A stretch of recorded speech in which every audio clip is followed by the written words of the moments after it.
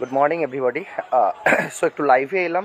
I hope আমার ভয়েসটা clear রয়েছে and I think yes, everything I think clear.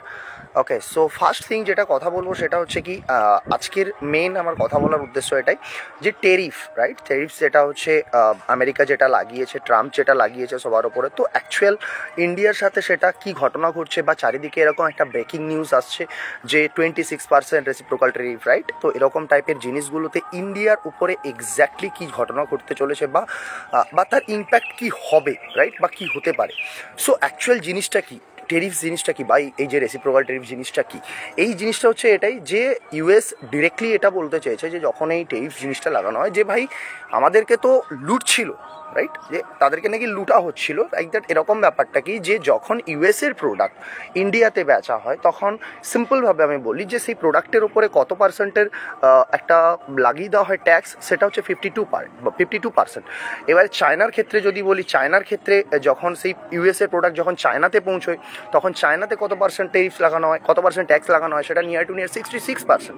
তো ভাই ট্রাম্প দেখলো কি যে বাবা আমার প্রোডাক্ট যখন তোমার দেশে বিক্রি হতে যাচ্ছে, যে তুমি তখন কি করছো যে তোমার প্রোডাক্টসের উপরে এত পার্সেন্ট ট্যাক্স লাগিয়ে দিচ্ছ। ওকে, তো এগেন ভাই আমার দেশে যখন তোমার প্রোডাক্ট আসছে আমরা তো কিছুই লাগাচ্ছি না, রাইট? সো আলটিমেট জিনিসটা হচ্ছে এটাকেই বলা হচ্ছে টেরিফস। আর সেই পার্সেন্টেজটা এবার আমেরিকা লাগানো শুরু করেছে, আন্ডারস্টুড?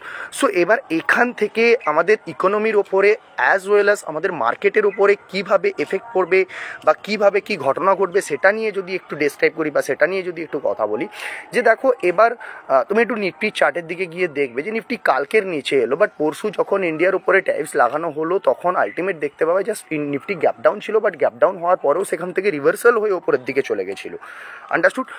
তো এই একটা পয়েন্ট। এগেন অ্যানাদার পয়েন্ট যে কালকের নিচের দিকে গেল, বাট বাকি দুনিয়ার মার্কেটের সাথে একবার কম্পেয়ার করো, লাইক দ্যাট ব্যাঙ্ক নিফটিকে কম্পেয়ার করো, দেখবে যে ইয়েস দেয়ার ইজ সামথিং যেটা টপ লেভেলের একটা এক্সিকিউশনে বসে আছে তারা, আর একদম সব থেকে হাইতে গিয়ে বসে আছে তারা। অ্যান্ড নিফটিও যদি তুমি দেখো যে সে তার লাস্ট লো যে লাগিয়েছিল সেই লো থেকে অনেক উঁচুতে উঠে বসে আছে সে, আন্ডারস্টুড? দেন কোশ্চেনটা করো হোয়াই, কেন? তাহলে কেন এত বড় টেরিফ লাগানোর পরেও, এত ব্রেকিং নিউজ আসার পরেও, আরে ব্রেকিং নিউজ তো ব্রেকিং নিউজ, আসলি জিনিস তো বুঝতে হবে না কি আছে এর মধ্যে। এবারে চলে আসে কোশ্চেন মার্কটা কোথায়, যে ইন্ডিয়া কত পার্সেন্ট আমেরিকাকে সাপ্লাই করছে, রাইট? ইন্ডিয়া কত পার্সেন্ট আমেরিকাকে বেচছে। তো সব থেকে বড় জিনিস হচ্ছে এখানে আসে যে দেখবে ডাটাগুলো যে মাত্র 2-3%-এর কাছাকাছি ইন্ডিয়া এই মুহূর্তে আমরা আমেরিকাকে হচ্ছে এক্সপোর্ট করি, রাইট? তো এই এক্সপোর্টের মধ্যে আবার ভাবতে হবে কী কী জিনিস রয়েছে এর মধ্যে। কিছু পার্সেন্ট অবশ্যই কার, অটোমোবাইল ইন্ডাস্ট্রি রয়েছে, তার মধ্যে বড় পার্সেন্টেজগুলো আমি বলছি সেটা কোন পার্সেন্টেজ, সেটা হচ্ছে যেমন টেক্সটাইল, সেখানে আমরা 12-13%-এর কাছাকাছি রয়েছি। যেমন কি বলে ইঞ্জিনিয়ারিং গুডস এর উপরে আমরা নিয়ার টু নিয়ার 12%-এর কাছাকাছি রয়েছি। অ্যাজ ওয়েল অ্যাজ আমি যদি বলি সবথেকে বড় যেটা সেটা হচ্ছে ফার্মাতে আমরা হচ্ছে 10% সাপ্লাই করি। এবারে গেমটা হয়েছে কোথায়, ফার্মাকে পুরোটাই ট্রেড থেকে বাইরে রাখা হয়েছে। তো এর কারণে ফার্মার তো বাড়লে পুরো, রাইট? তো এবার এই জিনিসটার কারণেই মেন ঘটনাটা ঘটেছে কি ভাই, ইন্ডিয়ান মার্কেটে আরও বেশি স্টেবিলিটি। আর একটা সবথেকে বড় জিনিস, তোমরা যদি একটুখানি IMF-এর রিপোর্ট পড়ো, যে তারা কি বলছে, তারা এটা বলছে যে 2028-এর মধ্যে আমরা জাপানকে ক্রস করে আমরা 3 নম্বরে চলে আসবো, রাইট? তো দ্যাট মিনস যখন জাপানকে ক্রস করতে যাবো ইন্ডিয়ান মার্কেট নিচে থেকে তো সেটা হবে না, তাকে মাস্ট বি উপরে যেতে হবে, আন্ডারস্টুড? এবারে কি হয় ভাই, এটা তো আমার ভিউ, এখান থেকে এরকম ভিউ। এবারে কি জিনিসটা, এবারে আসে ভাই ওয়ার্ল্ড মার্কেটের ওপরে কি এটা এফেক্ট পড়ছে? ইয়েস, মালয়েশিয়া যেমন বাকি দেশের ওপরে কীভাবে এফেক্ট পড়েছে, এটা চায়নার উপরে লাগানো হয়েছে কত, নিয়ার টু নিয়ার 36%-এর কাছাকাছি। ওকে, এগেন যদি বলি জাপানের ওপরে লাগানো হয়েছে কত, নিয়ার টু নিয়ার 24%-এর কাছাকাছি। তারপরে তাইওয়ানের ওপরে লাগানো হয়েছে কত, 32%-এর কাছাকাছি। এবার এদের জিডিপির ওপরে এফেক্ট পড়বে, কেন পড়বে? এরা সেমিকন্ডাক্টর অনেক বেশি সাপ্লাই করে, রাইট? এরা যেমন আমাদের ক্ষেত্রেও যেমন কিসের ওপর এফেক্ট পড়ছে, হ্যাঁ পড়ছে, যেমন অটো সেক্টর, তারপরে কি বলে অন্যান্য যে সমস্ত সেক্টরসগুলো হচ্ছে মেটাল সেক্টর, এগুলোর ওপর এফেক্ট পড়ছে, বাট এতটা এক্সপোর্ট আমরা তো করি না, না যে এক্সপোর্টটা আমাদের এই জন্য ওখান থেকে একেবারে ডিরেক্ট ইন্ডেক্সের উপরে এরকম প্রেসার ক্রিয়েট করবে যে বিশাল বড় বড় লো লাগাতে চলেছে, যেটা বাকি মার্কেটের ক্ষেত্রে দেখতে পাওয়া যাচ্ছে।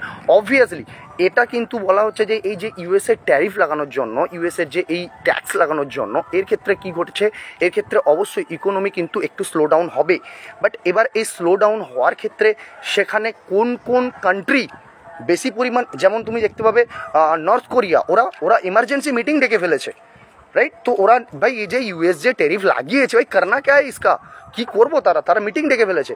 এবারে যখন দেখবো ওই মিটিংয়ে ট্রাম্প যখন হচ্ছে আমাদের ইন্ডিয়ার ওপরে ট্যারিফস লাগাচ্ছিল, PM Modi is my good friend but I can't do anything, okay, so that is a good news, but কিছু করার নেই, তাকে লাগাতে হবে সেটা।